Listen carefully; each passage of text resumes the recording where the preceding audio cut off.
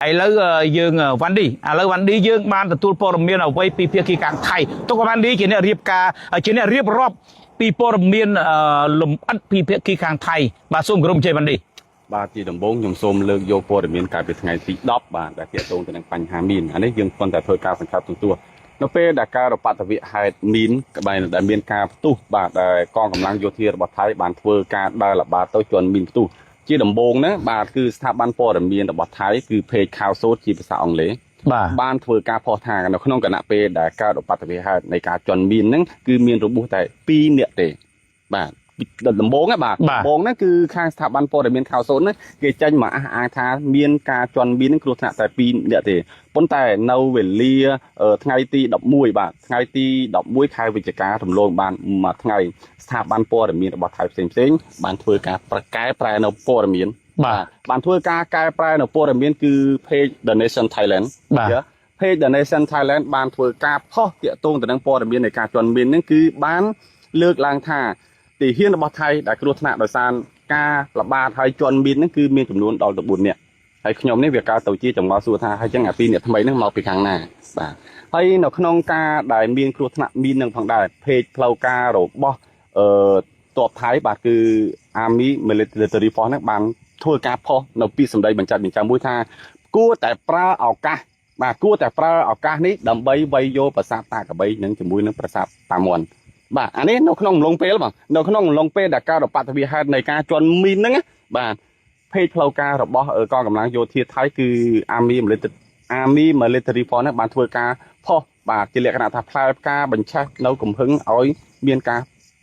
จองบ้านเราภาษาตากับใบก็โดยที่ภาษาขนาบ่าให้เราไทยนี่ของได้บาดมันพอปีเมียนบากาป้าตังกิโรวีมันปากาตังกิเตมองนี่มันเป็นกาป้าตังกิเตคือโยธีไทยบ้านบากาบัญประหาหมกเลยโปรรสลดตรังเตียงอายุติธรรมบอมพดมาเลยประชาชนกัมพูชีบ่ามันเมนเชียการป้าตังกิจะบ่ามันเมนเนี่ยบ่าประชาชนยังในขนมตังตรำเตรเด็กในขนมตังสำราญเจธรรมนาเนี่ยบ่าสมชื่อบ่ามันต่อ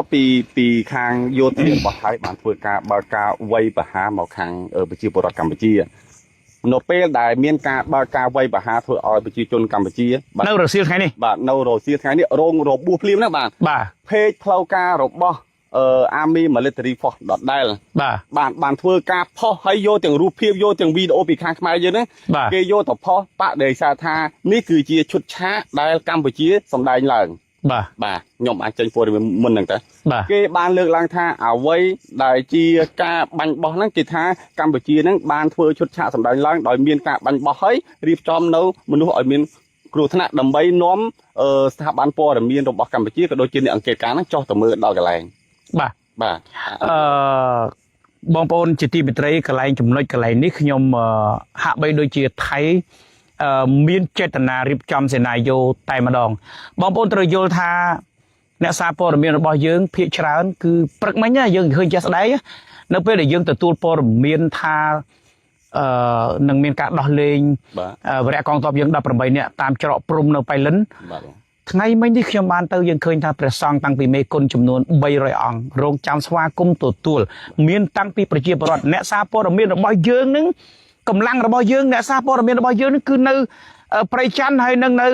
ปริจันให้นั่งจุกใจนั่นคือมีนมันเนี่ยปีนี้ติดตัวบอมพดสั่งแต่ขมิ้นพอปัจจัยเนี่ยซาปอร์มีนจูมกระบายยืงบุยพนัยคือบานเตอปล่อยเป็ดบานเตอปล่อยเป็ดให้บุยพนัยเจ็ดดีบอลปูนมันเคยไงคือเตอปรุมเปิดล้มล้างมาบอมเปิลคือในปรุมในกระหับปรุมประตูปรุมเจาะปรุมอันตรายจุดปรุมในกรงไปเล่นสกสระกาวสลากาวแคบไอเรื่องไอ้บ้านมาเจ้าท่ามาเจ้าเจ้าอยู่ในถกส้มเจรีบรอประตูเดียบนี่คือเจือบางเส้นยังเจ้าจังเงินกู้แต่เนซาปอร์เมียนในเมานี่นะมันตอนมีเนซาปอร์เมียนยังเมามันตอนมาดอเต้เนซาปอร์เมียนยังมันตอนมาดอเต้ส้มไปแต่ขยมมันนี่มันติดขยมจวนลามสังในกองไอ้เมาปีสกสลากาวในปรุมมันนี่บองปนเราดังแต่เมานี่มันตอนมีเนซาปอร์เมียนนาจูมาดอเต้ បាទសូមជិះបន្តទៀត បាទ យើងសង្ខេបបន្តទៀតនេះពេកបាទ ភាគមួយមិញគេចេញមកនិយាយថាកម្ពុជារៀបឈុតឆាក ចោតបាទចោតកម្ពុជា តែឥឡូវគេចេញមកថ្មីទៀត បាទ ក្នុងเพจដដែលគឺ Army Military Force បាទមានន័យថាអាមីនេះជាពេករបស់អី เพจរបស់ទ័ព ក្រសួង ទិដ្ឋានថៃ ពេកជាពេកកងទ័ពឬក៏ជាពេក កងទ័ព ពេកក្រសួងការពារជាតិ បាទបងអត់ទេបងនេះបងเพจនេះបង បាទ នេះបងเพจហ្នឹងគឺជាផ្លេចផ្លូវការមួយដែរ បាទ ខាងថៃបង បាទសូមបង្ហាញតិចបាទ បាទ អូនេះកងទ័ពអាកាសហ៎បាទនេះជាពេកបងប្អូនណាយើងមានប្រភពត្រឹមត្រូវបងប្អូនអាចចូលមើលបានបាទបើចាប់អគារនេះបាទសូមអញ្ជើញនេះបាទយោងតាមប្រភពសូមអញ្ជើញ បាទយោងតាមប្រភពដដែលគឺ Army Military Force ដដែលហ្នឹងបានធ្វើការរៀបរាប់អំពីព្រឹត្តិការណ៍ដែលបានកើតឡើងមុននឹងទៀត បាទសូមអញ្ជើញ គេបាននិយាយថាវាជាការប៉ះទង្គិចរវាងកម្ពុជាជាមួយនឹងថៃហើយនៅក្នុងគណៈនោះក្នុងគណៈពេលនោះផងដែរអាការប៉ះទង្គិចនេះគឺជាការឈ្លានពានបាទគេបានចោទកម្ពុជាយើងថាកម្ពុជាយើងនឹងបានធ្វើការឈ្លានពានទៅខាងថៃដូច្នេះហើយគឺគេបានប្រើប្រាស់នៅកងកម្លាំង នៅកងកម្លាំងប្រដាប់អាវុធដើម្បីការពារនៅដែនដីអធិបតេយ្យភាពរបស់គេអានេះគឺជាអ្វីដែលគេបាននិយាយនៅក្នុងវេលាមុននេះបន្តិចបងប្អូន បាទដែលយើងកំពុងផ្សាយផ្ទាល់នេះ បាទហ្នឹងហើយបង ថ្មីតែម្ដង ថ្មីបងពីដំបូងគេបាននិយាយថាវាគ្រាន់តែជាឈុតឆាកនៃការសម្ដែងបាទនៃការសម្ដែងរបស់កម្ពុជាទេប៉ុន្តែឥឡូវនេះគេបានចេញមកថ្មីទៀតគេថាវាជាការប៉ះទង្គិចដោយខាងភាគីកម្ពុជានេះធ្វើការឈ្លានពានទៅខាងថៃអញ្ចឹងគេត្រូវតែប្រើកងកម្លាំងប្រដាប់អាវុធដើម្បីទប់ទល់ហើយគេបានបញ្ជាក់ថាគេនឹងមិនប៉ះពាល់ដល់ប្រជាពលរដ្ឋកម្ពុជានេះទេដើម្បីគោរពទៅតាមគោលការណ៍សិទ្ធិមនុស្សអន្តរជាតិនេះគេនិយាយនៅក្នុងเพจនេះ បាទមានន័យថាគេព្យាយាមបដិទ្ធដើម្បីលាបពណ៌មកលើកម្ពុជាទៀត បាទបង ប្អូនជនរួមជាតិជាទីមេត្រីបងប្អូនប្រិមិត្តជាទីមេត្រីឥឡូវបងច័ន្ទអរុនអញ្ជើញមកដែរ បាទនេះ បាទសូមអញ្ជើញបាទបងច័ន្ទអរុនមកឥឡូវបងច័ន្ទអរុនក៏អញ្ជើញមកដល់ដែរគាត់ភ្នាក់ងារទូរទស្សន៍ CNC បាទសូមបាទសូមអញ្ជើញបងអញ្ជើញខាងនោះចុះបងមកខាងនេះបងឈរកាច់ជើងបងប្អូនណាបាទឥឡូវយើងឃើញថាបងច័ន្ទអរុនក៏គាត់ជន់ឡានមកបាទមកយកព័ត៌មានដែរបងច័ន្ទដារុនដែលជាភ្នាក់ងារសារព័ត៌មាន CNC ក៏គាត់អញ្ជើញមកដល់ដែរប៉ុន្តែនេះគឺជាការលាបពណ៌មកលើកម្ពុជាទាំងអយុធធម៌បងប្អូនខ្មែរយើងឈឺចាប់ណាស់យើងឈឺចាប់បំផុតដូចខ្ញុំជំរាបប្រាប់បងប្អូនអញ្ចឹងប្រជាពលរដ្ឋយើងក៏ដេកក្រោមតង់បាទគាត់ដេកក្រោមតង់អញ្ចឹងលោកប្អូនយើងអាចអានលេខសេចក្តីថ្លែងការណ៍របស់រដ្ឋបាលខេត្តបន្ទាយមានជ័យមួយវិនសូមអញ្ជើញបងប្អូនវិនបាទឃើញវិនមកដែរ បាទខ្ញុំ បាទខាងនោះកាន់កាមេរ៉ាមកវិនសូមវិនសូមអញ្ជើញវិនអានសូមវិនអានលិខិតមួយសូមឲ្យវិនជួនអានលិខិតមួយវិន ខេត្តបន្ទាយមានជ័យសេចក្តីប្រកាសព័ត៌មានអ្នកនាំពាក្យរដ្ឋបាលខេត្តបន្ទាយមានជ័យ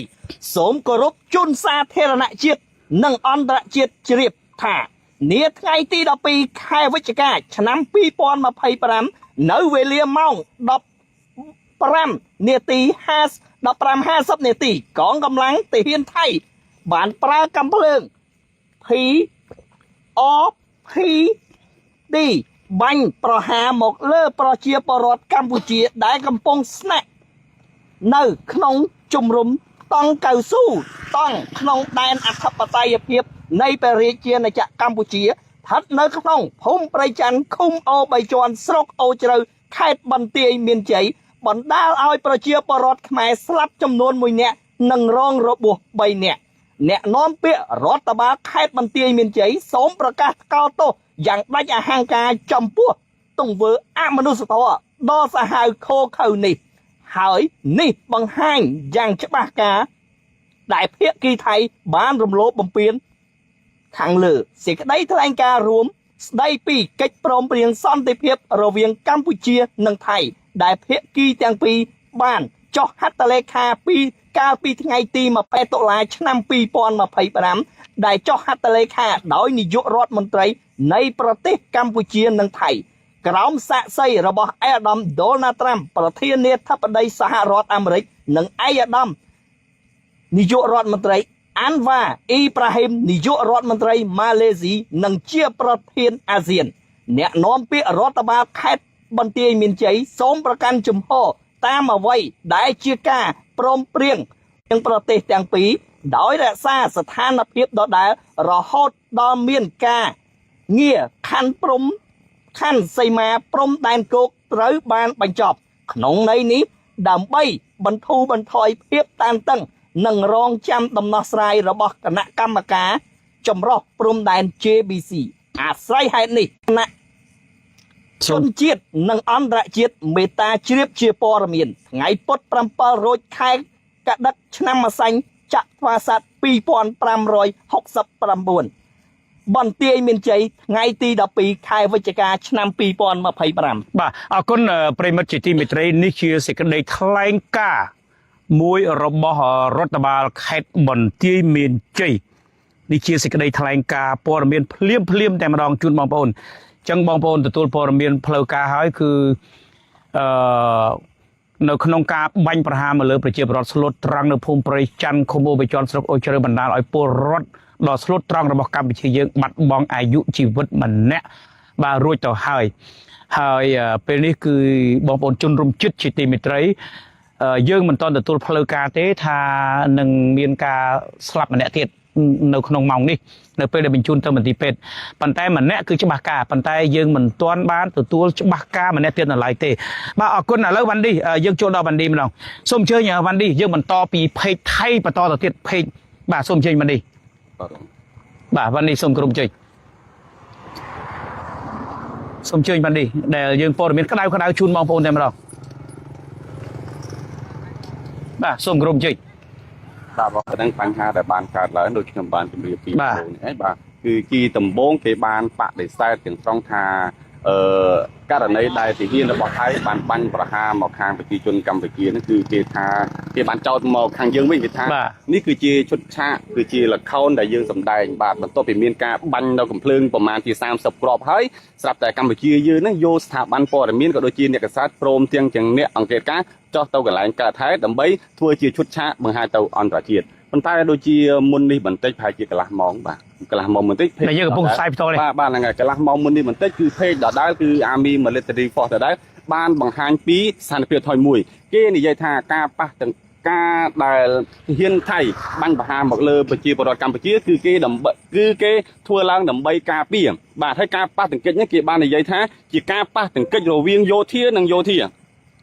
បាទគេអត់បានលើកឡើងថាទាក់ទងនឹងប្រជាពលរដ្ឋទេគេបាននិយាយថាជាការប៉ះទង្គិចរវាងយោធានិងយោធាហើយការដែលបាញ់ប្រហារហ្នឹងគឺគេសន្មតថាខាងកម្ពុជាយើងនឹងប្រើប្រភេទ AK-40 បាទបាញ់អស់ប្រហែលជា30គ្រាប់ហើយខាងទាហានរបស់ថៃនេះគេធ្វើការតដៃដោយឈរលើគោលការណ៍ការពារនៅដែនដីអធិបតេយ្យភាពរបស់គេជាយ៉ាងណាក៏ដោយគេនៅតែបញ្ជាក់ថាគេនឹងមិនធ្វើការប៉ះពាល់ដល់ប្រជាជនស៊ីវិលដាច់ខាតដើម្បីគោរពទៅលើគោលការណ៍ច្បាប់អន្តរជាតិមនុស្សធម៌បងបាទអរគុណប្រិយមិត្តជាទីមេត្រីនេះជាការលាបពណ៌ជាការច្នៃប្រឌិតទម្លាក់កំហុសទាំងអយុត្តិធម៌មកលើប្រទេសកម្ពុជាមកលើរាជរដ្ឋាភិបាលកម្ពុជានេះបងប្អូនជនរួមជាតិជាទីមេត្រីយើងគួរឲ្យសោកស្ដាយបំផុតហើយយើងគួរឲ្យបាទមិនអាចទទួលយកបានតែបងប្អូនបានដឹងហើយថាបើយើងតាមដានវិស័យព័ត៌មានវិញយើងដឹងថាថ្ងៃនេះនៅពេលដែលសារព័ត៌មានរបស់ថៃកាសែតសៅខៅសតរបស់ថៃបានផ្សាយថានឹងមានការដោះលែងប្រជាវរៈកងទ័ពយើង18នាក់យើងបងប្អូនមានដឹងទេថាបងប្អូនជនរួមជាតិដែលកំពុងតាមដាន SBT បងប្អូនមានដឹងទេថាអ្នកសារព័ត៌មានរបស់យើងគឺមួយផ្នែកព្រឹកមិញនេះគឺនៅច្រកព្រំអន្តរជាតិនៅស្រុកសាលាក្រៅខេត្តបៃលិនតាំងពីទូតកតាំងពី BTV ពិសេសមានតាំងពីប្រសង់ចំនួន300អង្គមានតាំងពីអនុគុណមានតាំងពីឡានពេទ្យឡានអីសម្រាប់ទៅទទួលកម្លាំងកាសែតរបស់យើងទៅនៅអស់លីងហើយបងប្អូនជនជាតិត្រូវតែយល់ហើយកម្លាំងអ្នកសារព័ត៌មានយើងមួយទៀតឮថាឥឡូវបញ្ជូនមកខាងប៉ោយប៉ែតអ្នកសារព័ត៌មានរបស់យើងមកផ្នែកទៀតទៅប៉ោយប៉ែតអស់លីងរីឯក្រុមខ្ញុំនេះទៅតែមកពីបៃលិនទេតើសម្រាប់បងច័ន្ទអរុនវិញម៉ោងនេះបងទទួលបានព័ត៌មានអ្វីដែរខ្ញុំទទួលព័ត៌មានខាងលើរបស់ខ្ញុំ CNC គឺថាលោកជំទាវអង្គចន្ទភាគាត់បានឲ្យព័ត៌មានមកថាមានការទូអាវុធនៅព្រៃច័ន្ទដែលមានប្រជាពលរដ្ឋស្លាប់ដែលនឹងរបួសខ្ញុំពេលហ្នឹងខ្ញុំនៅស្រែឯនព្រះវិហារទេខ្ញុំបុកឲ្យមកភ្លាមបាទខ្ញុំបុកមកបានជួបលោកសាន់ធឿននិងបងប្អូន អ្នកងារថ្មីរបស់ខ្ញុំបាទគឺវ៉ាន់ឌី បាទវ៉ាន់ឌីបាទខ្ញុំមកភ្លាមគឺថាកិច្ចការអស់ទាំងនេះខ្ញុំមិនចោលទៅដាច់ការព្រោះបីបបាក់វេទនាមកតាមផ្លូវខ្យល់ផងភ្លៀងផងបើកឡាតព្រោះវេទនាណាប៉ុន្តែការងារនឹងប្រទេសជាតិខ្ញុំត្រូវតែមក បាទអរគុណមែនទែនបងព្រឹទ្ធាចារ្យបងច័ន្ទរុនដែលជាភ្នាក់ងារសារព័ត៌មានដែលមានបទពិសោធន៍ហើយក៏វ័យចំណាស់ចាត់ទុកដូចជាព្រឹទ្ធាចារ្យដែលគាត់ដើរសមរភូមិការឈ្លានពានការប៉ះគ្នាមកប្រាវកាលពីឆ្នាំ2008ដល់2011បងប្អូនទាំងក្នុងនិងក្រៅប្រទេសបានស្គាល់បងព្រឹទ្ធាចារ្យសារព័ត៌មានជើងចាស់ច័ន្ទរុនហើយបាទឥឡូវម៉ោងនេះគាត់ទទួលបានបទបញ្ជាពីលោកជំទាវអង្គច័ន្ទសោភាបាទក៏បានឲ្យមកផ្ទាល់តែម្ដងបាទអរគុណប្រិមិត្តបងប្អូនជនរួមជាតិជាទីមេត្រីអរគុណមែនទែនហើយបងប្អូនយើងហើយរឿងខ្លះក៏យើងមិនអាចផ្សាយរឿងខ្លះចឹងហើយបានក្រុមអ្នកសារព័ត៌មានយើងដើម្បីយ៉ាងណាក៏យើងស្រលយ៉ាងណាក៏ដោយក៏យើងរក្សានៅសន្តិសុខជាតិផ្ទៃក្នុងរបស់យើងដែរយើងមិនអាចផ្សាយកន្លែងខ្លះយើងអាចមិនអាចហែកក្អែកឲ្យពុះចឹកបានទេប៉ុន្តែអ្វីក៏ដោយដែលបងប្អូនបានដឹងនេះហើយដោយពូនវ៉ាន់ឌីនេះគឺគាត់មានជំនាញភាសាថៃច្បាស់លាស់ភាសាអង់គ្លេសនិងភាសាជប៉ុនហើយរាល់ព័ត៌មានគឺយើងសិតតែចុះមកផ្ទាល់តែម្ដងដោយបងប្អូនបានដឹងហើយយើងសរុបសេចក្តីមកគឺថៃព្យាយាមយើងមែនទែនទៅយើងអាណិតរាជរដ្ឋាភិបាលយើងមែនទែននៅពេលនេះបានបងប្អូនដឹងហើយអាណិតប្រមុខរាជរដ្ឋាភិបាលរបស់យើងរាជរដ្ឋារបស់យើងគឺថ្នមណាស់ថ្នមសន្តិភាពថ្នមដូចកែវភ្នែកទាំងគូអញ្ចឹងថ្នមមែនទែនប៉ុន្តែដែលបងប្អូនឃើញហើយគេបានមកបាញ់ប្រហារការបាញ់ប្រហារនេះបើយើងវិភាគមើលទៅបើសិនជាអ្នករៀនក្នុងរឿងចិនហុងកុងដែលព្រឹទ្ធាចារ្យមិនមែនបាញ់ដោយកំភ្លើងអឹមសីឬកំភ្លើងអាកាសទេបើតាមយើងមើលបាញ់ពីចម្ងាយបើតាមយើងស្ដាប់ស្នូតាមកាមេរ៉ាដែលដាក់ទៅខាងពីភាគីកម្ពុជាឬសំឡេងយើងមានកាមេរ៉ាមិនមានប្រជាពលរដ្ឋណាយើងទៅទេឬតែសំឡេងដូចសំឡេងបាញ់ស៊ីបតែម្ដងសំឡេងនេះដូចសំឡេងអ្នកបាញ់គេហៅថា sniper បាទសំឡេងនេះគឺបាញ់ពីចម្ងាយយកតែម្ដងហើយបងប្អូនព័ត៌មានថៃដែលបងប្អូនដឹងគេព្យាយាមលាបពណ៌ទម្លាក់កំហុសទាំងអយុត្តិធម៌មកលើរដ្ឋាភិបាលកម្ពុជារបស់យើងបើយើងដឹងរឿងពិតយើងអាណិតមែនតើដោយបងប្អូនឃើញចាស់ស្ដាយបងប្អូនមើលឃើញកាមេរ៉ាឬស្នូកំភ្លើងដោយបងប្អូនខ្ញុំផុសនៅក្នុង page ខ្ញុំអញ្ចឹងគឺយើងមានកាមេរ៉ាសមត្ថភាពទៀតមានន័យថាខាងកម្ពុជារបស់យើងក៏មានកាមេរ៉ាដែរបាទក៏យើងក៏ដាក់កាមេរ៉ាដើម្បីមើលដែរហើយដូច page ក្រសួងព័ត៌មានpage ទូរទស្សន៍ចិត្តកម្ពុជា page ខ្ញុំបាទសានមន្ទឿន SBT នេះក៏បានដាក់តែបាញ់ដែរសួរថាប្រជាពលរដ្ឋទៅប៉ះពាល់ឯណាប្រជាពលរដ្ឋយើងដេកនៅក្នុងតង់ដោយសេចក្តីការបំភ្លឺរបស់រដ្ឋបាលខេត្តបន្ទាយមានជ័យអញ្ចឹងពលរដ្ឋយើងដេកនៅក្នុងតង់គាត់ជជែកគ្នាលេងធម្មតាអត់មានការបើមានការប៉ះពាល់គ្នាខ្ញុំនៅហ្នឹងបាទសួរតែខ្ញុំពីបន្ទាយមានជ័យពីផ្ទះខ្ញុំហ្នឹងប្រហែលហ្នឹងវាអត់មានអីទេព័ត៌មានហើយថ្ងៃនេះបងប្អូនដឹងសារព័ត៌មានរបស់យើងគឺអស់កម្លាំងលេងកម្លាំងមកក្រុមងាកទៅខាងព្រំបៃលិនថានឹងបលេង18នាក់មកក្រុមទៀតទៅប៉ោយប៉ែតបាទដូចខ្ញុំនេះទៅបៃលិនភ្លៀងជន់ដើម្បីផ្ដាល់ព័ត៌មានបាទអញ្ចឹងថៃនេះគោមែនទែនបងប្អូនព័ត៌មានស្រុកថៃនេះបើយើងប្រៀបធៀបជាមួយនឹងព័ត៌មានកម្ពុជារបស់យើងគឺច្បាស់លាស់ជាងបាទគឺគោមែនទែនបងប្អូនហើយថៃព្យាយាមយល់លេសមែនទែនហើយទោះបីយ៉ាងណាក៏ដោយបងប្អូនយើងការទ្រាំរបស់យើងនេះគឺមានន័យថាសង្គ្រាមវាមិនល្អទេដូចពេលខ្លះរដូវនេះគឺជារដូវដែលប្រជាកសិកររបស់យើងប្រមូលផលស្រូវរដូវវស្សាបាទខ្ញុំមកមិញបងច័ន្ទអរុនបងប្អូនយើងនៅក្បែរហ្នឹងគាត់កំពុងតែប្រមូលស្រូវសบายចិត្តគាត់នឹងភ័យផងឥឡូវគាត់ថាកំពុងសบายចិត្តប្រមូលស្រូវផលស្រូវមិនថាប្រជាជនថៃទាំងប្រជាជនកម្ពុជាទេខ្ញុំបានរឿងប្រជាជនថៃនេះបងប្អូនអាចស្ដាប់នេះមួយបងប្អូនអាចស្ដាប់ជាភាសាថៃមួយណាប្រជាជនថៃបាទប្រជាជនថៃគាត់សំណូមពររដ្ឋាភិបាលកុំឲ្យផ្ទុះអាវុធនេះបងប្អូនស្ដាប់ណានេះស្ដាប់ប្រជាជនថៃอย่าพึ่งปะทะกันอย่าพึ่งมีอะไรอย่าพึ่งยิงอย่าพึ่งมีปัญหากันอดทนไว้ก่อนสงสารชาวนาน้ำก็ท่วมแล้วก็มาตากอีกก็น้ำท่วมอีกฝนตกอีกชาวไร่ชาวนาเอาไม่ทันถ้าเกิดเขาตุ้มตามมารถไม่กล้าลงเกี่ยวให้และชาวนาก็ต้องเกี่ยวเองไม่ได้หรอกต้องอพยพอีกใช่ไหมต้องอพยพอีก สงสารชาวนา น้ำก็ท่วม แล้วก็มาตาท่วมอีก ฝนตกอีก ฝนตกอีก ชาวไร่ชาวนาเอาไม่ทัน ถ้าเกิดเขาตุ้มตามมา รถไม่กล้าลงเกี่ยวให้ ให้เกี่ยวข้าวเสร็จก่อน และค่อยปะทะกัน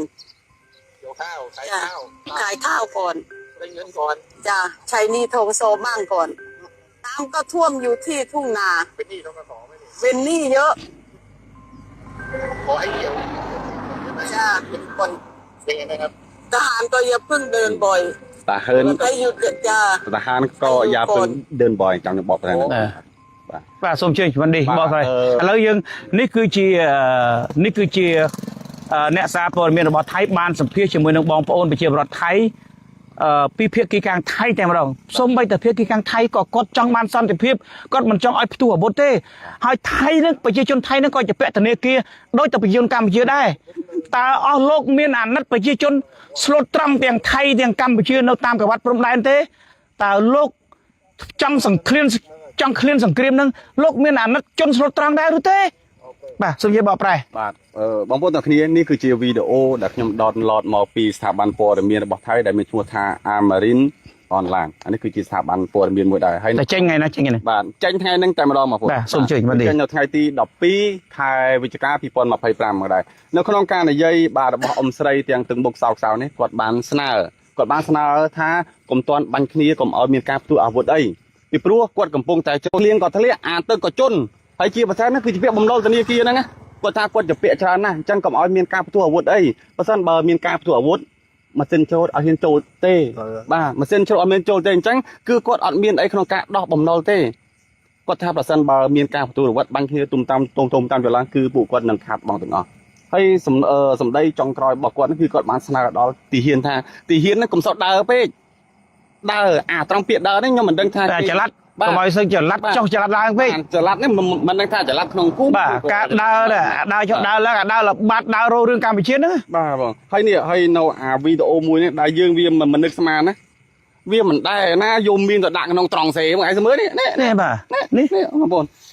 បង បាទ សូមឲ្យបងចាំបន្តិចបាទ បាទ มาครับจะพาไปดู อยู่ในบังเกอร์เลยลูกน้องก็ไปแล้วเดี๋ยวมาใหม่นี่ไอ้น้องอุดโทษ น้องมิน ใช่มันไหมใช่เลยนะพี่โอเคแย่ไหมจังหวะ បាទនេះភាគីខាងថៃ ថៃជាអ្នកថតហើយជាអ្នកធ្វើជាព័ត៌មានដល់ខ្លួនឯងដល់ចោទថាខ្មែរយើងយកមានទៅដាក់ក្នុងត្រង់សេ បាទគាត់ទៅថោកទៀតមែន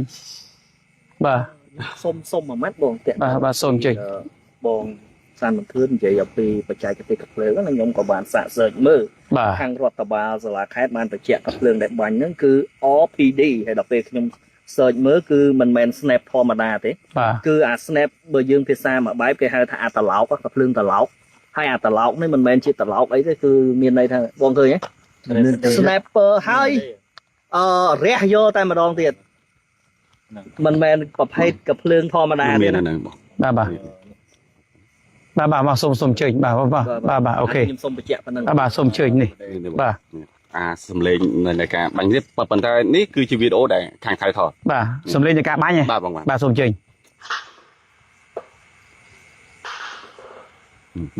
ิงกันแล้ว បាញ់នេះហើយបាញ់នេះហើយ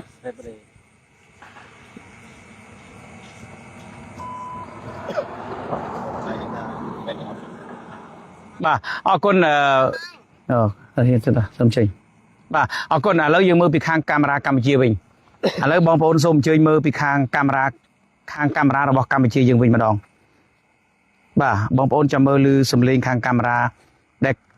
ពួកខាងយើងក៏មានកាមេរ៉ាដែរនេះបងប្អូនសូមអញ្ជើញមើលខាងកាមេរ៉ាយើងសួរថាមានការប៉ះទង្គិចគ្នាយ៉ាងណាបងប្អូនមើលណាបាទ កាមេរ៉ាដែលយុទ្ធ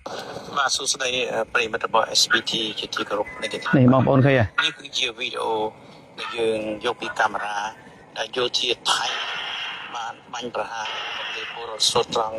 ដែលបណ្ដាលឲ្យរបួសពលរដ្ឋខ្មែរយើងចំនួន5ឥឡូវកំពុងតែអាជ្ញាធរដៃដុតជើងយកទៅសម្រាប់នៅព្យាបាលនៅមន្ទីរពេទ្យក្នុងឯកក្នុងខេត្តបន្ទាយមានជ័យស្រុកអូជ្រៅនិងបង្គោលបុរី សូមបងប្អូនយើងទស្សនាវីដេអូដែលយើងដកស្រង់ចេញពីកាមេរ៉ាដែលទាហានថៃបើកការបាញ់ប្រហារមកលើពលរដ្ឋខ្មែរយើងស្លូតត្រង់បាទ បាទ ជើញបងប្អូនទស្ស អ នា រគុណឥឡូវបងថាមានការប៉ះទង្គិចគ្នាពីណា បាទ កំភ្លើងហ្នឹងគឺបាញ់ពីចម្ងាយមិនមែនដូចយើងថ្ងៃ17ណា បាទ មិនមែនដូចយើងថ្ងៃ17ខ្ញុំជាមួយនឹងបងធរផៃមណៈទៅអញ្ចឹងទេមិនមែនអញ្ចឹងទេគឺអត់មានទេប្រជាពលរដ្ឋយើងដេកនៅក្នុងតង់ធម្មតាដោយសេចក្តីបំភ្លឺប្រកាសព័ត៌មានរបស់រដ្ឋបាលខេត្តបន្ទាយមានជ័យអញ្ចឹងប្រជាពលរដ្ឋយើងគឺគាត់ដេកនៅក្នុងតង់គាត់អង្គុយហូបបាយជែកលេខធម្មតាទេហើយបាញ់នេះមិនមែនដូចយើងអាការជំនាន់ដែលខ្ញុំទៅក្បែរហ្នឹងទេណាមិនមែនទេមានន័យថានេះគឺស៊ីបហ្មងបាញ់ស៊ីបពីចង្ងាយតែម្ដងបាទអញ្ចឹងលោកបងប្អូនវិនមិញបាន search មើលក្នុង YouTube គឺ បាទ Google Google គឺ តែប្រភេទដែលបងបញ្ជាក់មិនគឺស៊ីបហ្មង បាទពួក sniper បាញ់ស៊ីប បាទ ទៅភ្លើងបាញ់ស៊ីប បាញ់ស៊ីបធម្មតាគឺគ្រាប់វាទាំងត្រឡោកទាំងបងតែម្ដង បាទ ហើយសាច់ បាទព្រៃផ្សៃណាស់បងប្អូនយើងជាអ្នកសារព័ត៌មានយើងឈឺចាប់ណាស់ខ្ញុំចង់សួរប្រិមិត្តផងដែរថាយើងឆ្លៀតនៅក្នុងឱកាសនេះតើបងប្អូនយើងឃ្លានចាក់សាំងអា PTT នឹងទៀតទេតើម៉ោងនេះបងប្អូននៅលួចចូលអាផ្សារម៉ាក្រូនឹងទៀតទេបងប្អូនឃើញយោធាថៃបាញ់ប្រហារមកលើជនស្លូតត្រង់នៅភូមិព្រៃច័ន្ទរហូតដល់បាត់បង់អាយុជីវិតឥឡូវកំពុងតែទៅសង្គ្រោះបន្ទាន់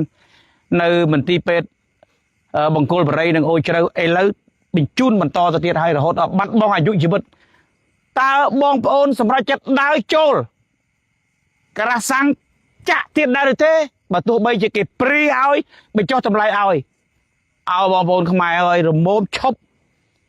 ឈឺចាប់មួយផ្លេតទៅឈឺចាប់ឲ្យវាយូរសូមបងប្អូនងាកមកគ្រប់គ្រងផលិតផលយើងនៅក្នុងស្រុកបងប្អូននឹកឃើញណាទិញតំណែងថៃគឺបងប្អូននឹកឃើញការឈឺចាប់ការគេប្រើកំភ្លើងបាញ់ស៊ីបមកលើពលរដ្ឋស្លូតត្រង់ទាំងអយុត្តិធម៌បំផុតបងប្អូនគួរតែគិតឲ្យបានមែនទែនសូមបងប្អូនបន្តពលិកាមិនប្រើប្រាស់ទំនិញថៃបន្តទៅទៀតបងប្អូនធ្វើល្អហើយបន្តទៅទៀតឥឡូវនេះយើងទៅជួបជាមួយនឹងបងប្អូនយើងជនភេសកវិញម្ដង បាទបាទ ឥឡូវនេះយើងទទួលព័ត៌មានច្បាស់ហើយព្រោះថាពីរឿងនេះប្រមុខរាជរដ្ឋាភិបាលរបស់យើងពិសេសសម្ដេចបាទធិបតីហ៊ុនម៉ាណែតសម្ដេចតេជោសែនបាទគឺមិននៅបង្កើយទេមិនបានដេកមិនបានពូនទេគឺឲ្យមន្ត្រីក្រមអាវ៉ាតពិសេសឯកឧត្តមអភិបាលខេត្តឯកឧត្តមអ៊ុំរិត្រីឯកឧត្តមបណ្ឌិតប៉ាន់ខែមន្ថនមេបញ្ជាការបោនបិនបាទនិងមេបញ្ជាការសេងធីរិនហើយនឹងបាទឯកឧត្តមសិទ្ធលាស់នៅទីនេះគឺដុតដៃដុតជើងដើម្បីជំនះប្រជាពលរដ្ឋយើងតាំងពីថ្ងៃដើម្បីរកកន្លែងទៅមានសុវត្ថិភាព